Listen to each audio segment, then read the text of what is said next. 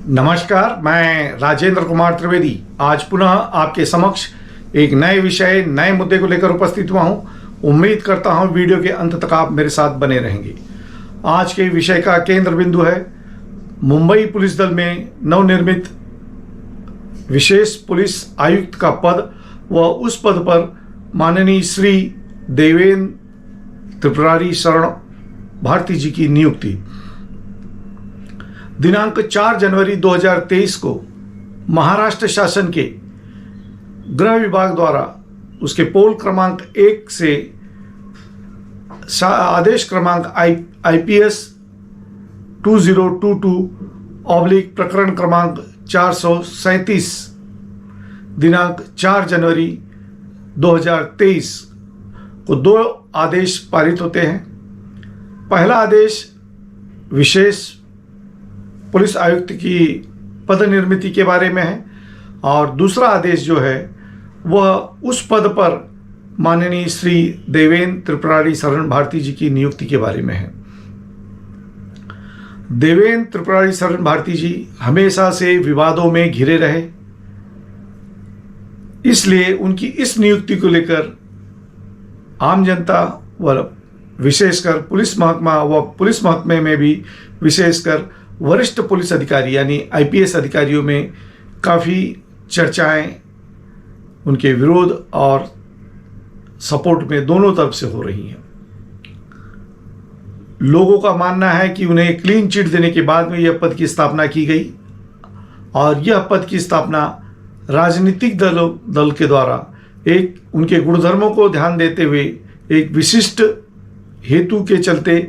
विशिष्ट कार्य सिद्धि के लिए यह पद स्थापित कर उन्हें उस पद पर नियुक्त किया गया है। क्योंकि लोगों का कहना है कि कुछ दिनों पहले ही उन्हें एक प्रकरण में क्लीन चिट दी गई। इसका प्रचार माध्यम में भी काफ़ी इसकी पब्लिसिटी दी गई कि उन्हें क्लीन चिट मिल गई है, परंतु कहीं भी वह किस प्रकरण में उन्हें क्लीन चिट दी गई इस बारे में प्रचार माध्यम ने कोई भी उल्लेख किया नहीं, न कोई जानकारी देना उचित समझा या फिर देने से परहेज किया। तो इस पद के बारे में चर्चा करने से पहले हम इसकी पार्श्वभूमि में जाना चाहेंगे, जिसमें कि यदि देवेंद्र भारती जी की पार्श्वभूमि और उनकी उस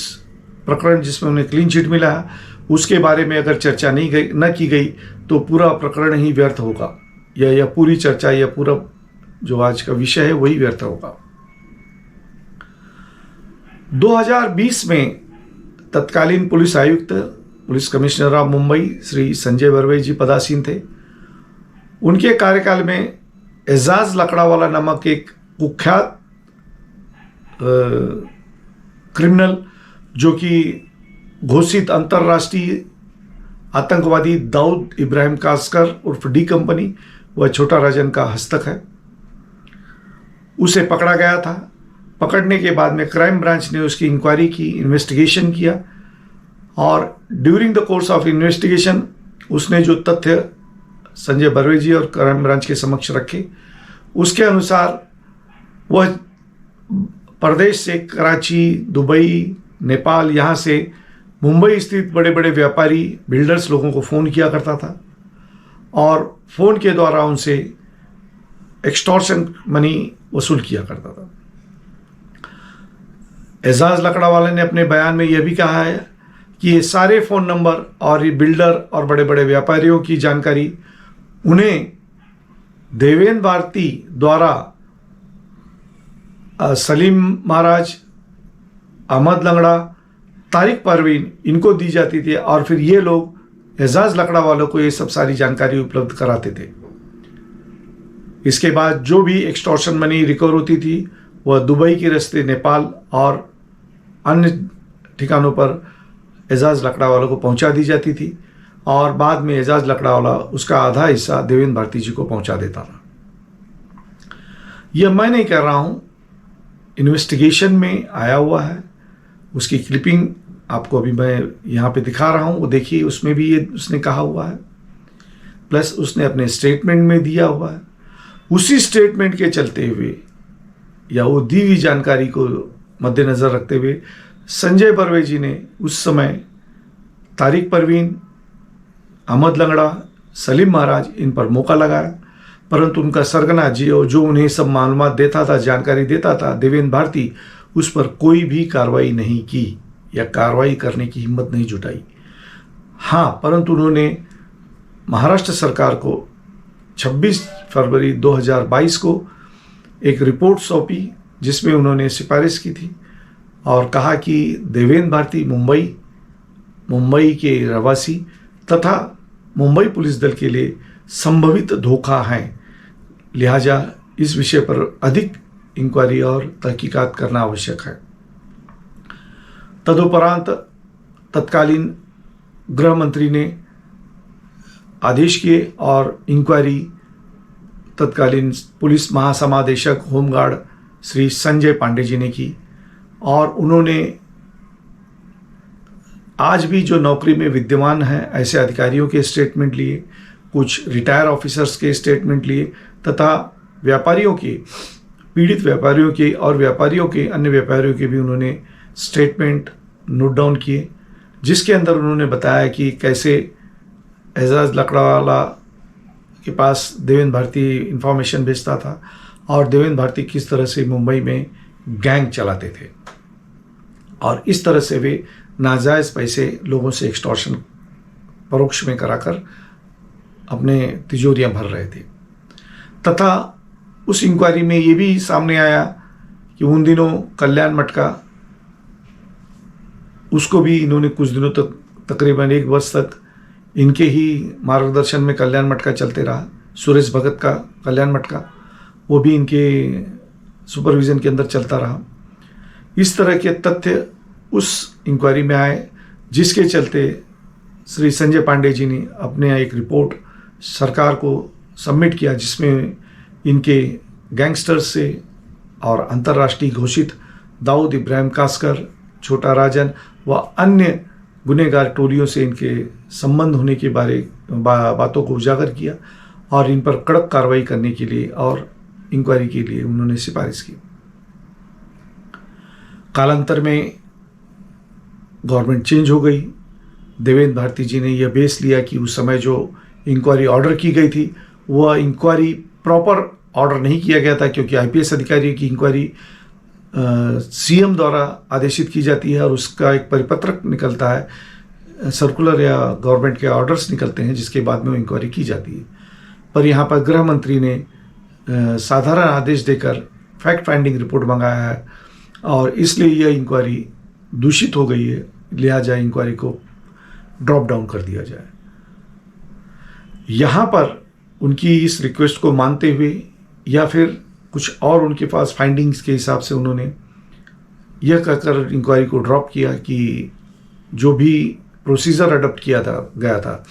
वो विधि प्रस्तावित प्रावधानों के अनुरूप न होने की वजह से यह इंक्वायरी ड्रॉप की गई और उन्हें क्लीन चिट दिया गया है। अब यहाँ प्रश्न उठता है कि यदि इस तरह से कभी इंक्वायरी दूषित ऑर्डर से निकाली जाती है तो उसे विड्रॉ करके पुनर्अवलोकन करके फिर से शुरू से उसकी इंक्वायरी चालू की जाती है, जिसे डिनो कहा जाता है। तो यह इंक्वायरी डिनो हो सकती थी, परंतु तथ्य जो फैक्ट हैं वो काफ़ी सीरियस होते हुए भी इस इंक्वायरी को टेक्निकल कारणों से बंद कर दिया गया, ऐसा सभी समाचार पत्रों में उस समय आया था और यह पूरी तरह से गलत प्रक्रिया है, क्योंकि देवेंद्र भारती जी के ऊपर, देवेंद्र त्रिपुरारी शरण भारती जी के ऊपर लगाए गए आरोप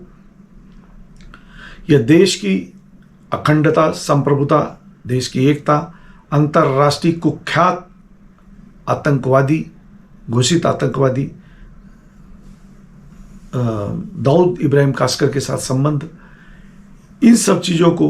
टेक्निकल ग्राउंड पर नाकारना कहाँ तक उचित होगा। वास्तविकता में ऐसे प्रसंग में जहां देश की सुरक्षिता का प्रश्न आता है, इंक्वायरी फिर से इनिशिएट करना आवश्यक है। इसके बाद में हम देखेंगे कि इंक्वायरी बंद होने के कुछ ही दिनों में, यानी महीना भर भी नहीं बीतता है और दिनांक 4 जनवरी 2023 को प्रकरण संख्या क्रमांक 437 वो एक गृह विभाग से दो आदेश निकलते हैं। पहला आदेश विशेष पुलिस आयुक्त की नियुक्ति मुंबई में और पदस्थापना व उस पद पर देवेंद्र त्रिपुरारी शरण भारती जी की नियुक्ति। यदि इस आदेश को पूरी तरह से देखा जाए, सूक्ष्मता से देखा जाए, तो क्या देवेंद्र भारती जी के क्लीन चिट मिलने के पहले से प्रस्ताव शासन के पास में, सरकार के पास था? और यदि था तो उस समय किन किन अधिकारियों का नाम उस चयन लिस्ट में था? और देवेंद्र त्रिपुरारी शरण भारती जी उन अन्य अधिकारियों से किस स्तर में ज़्यादा अच्छे थे या पात्र थे, सक्षम थे, जो उनको ही सेलेक्ट किया गया? और किन कारणों से अन्य अधिकारियों का सिलेक्शन से नाम निकाल दिया गया, उन्हें अपात्र ठहरा दिया गया? यह सब चीज़ें सरकार ने, शासन ने आम जनता के सामने रखना आवश्यक है और उन्हें बंधनकारक भी है, क्योंकि आरटीआई सूचना अधिकार के तहत की धारा क्रमांक 4(1)(ब)(8) के तहत यदि 2 या 2 से अधिक व्यक्तियों की समिति कोई निर्णय लेती है तो उसे उस समिति ने सो मोटो नेट पर प्रसारित करना उन्हें बंधनकारक है, जिससे कि उनकी कार्य पद्धति में पारदर्शिता पूरी तरह से लाया जा सके। तो क्या सरकार या शासन इस विषय को आम जनता के सामने रखेगी कि देवेंद्र भारती जी का ही चयन ऐसी परिस्थिति में क्यों किया गया और ऐसी कौन सी परिस्थिति आ गई थी जिसके चलते मुंबई में विशेष पुलिस आयुक्त की नियुक्ति या उस पद का निर्माण करना आवश्यक हो गया था? आदेश में यह भी कहा गया है कि देवेंद्र त्रिपुरारी शरण भारती जी मुंबई पुलिस दल में कार्यरत 4-5 जो भी ज्वाइंट सीपी हैं उनके ऊपर पर्यवेक्षण निरीक्षण करेंगे, पर निरीक्षण करके किसको रिपोर्ट करेंगे इस बारे में कहीं भी स्पष्ट सूचनाएं नहीं हैं।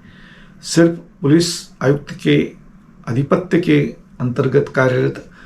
इन 6 ज्वाइंट सीपी पर वे पर्यवेक्षण और निरीक्षण करेंगे, परंतु उनकी रिपोर्टिंग के बारे में कहीं कुछ लिखा नहीं गया। अब अगर जो देखें, देवेंद्र भारती जी ने जब चार्ज लिया, आनन फानन में 4 तारीख को जब ऑर्डर निकला, तुरंत उन्होंने आनन फानन में चार्ज लिया। आधे अधूरे यूनिफॉर्म में जाकर उन्होंने चार्ज लिया। चार्ज लेते समय यहाँ पे जो एक लाइन यार्ड होती है ब्लैक कलर की और सिटी जो वेसल को लगाई रहती है,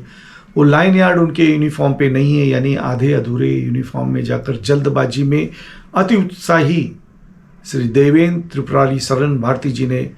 अपने पद ग्रहण किया है। जो व्यक्ति अपने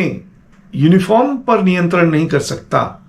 यूनिफॉर्म के रखरखाव करने वाले कर्मचारी पर नियंत्रण नहीं कर सकता, वह ज्वाइंट सीपी स्तर के अधिकारियों पर नियंत्रण करने वाला है, उनका पर्यवेक्षण करने वाला है। यह बात किसी को भी नहीं पड़ती, लेकिन लोगों का कहना है शायद बात उन्हें पर्यवेक्षण या नियंत्रण या प्रेशर निर्माण करने के लिए सिर्फ और सिर्फ पुलिस आयुक्त पर निर्माण करने के लिए यह पद की स्थापना कर उन्हें नियुक्त किया गया, ऐसा लोगों में जनमानस में चर्चा है। इस चर्चा से बचने के लिए सरकार ने खुद से उनकी चयन प्रक्रिया और उनके पास प्राप्त प्रपोजल के बारे में नेट पर डालकर सार्वजनिक करें उसे, अन्यथा लोगों में इस तरह की बातें उठती ही रहेंगी।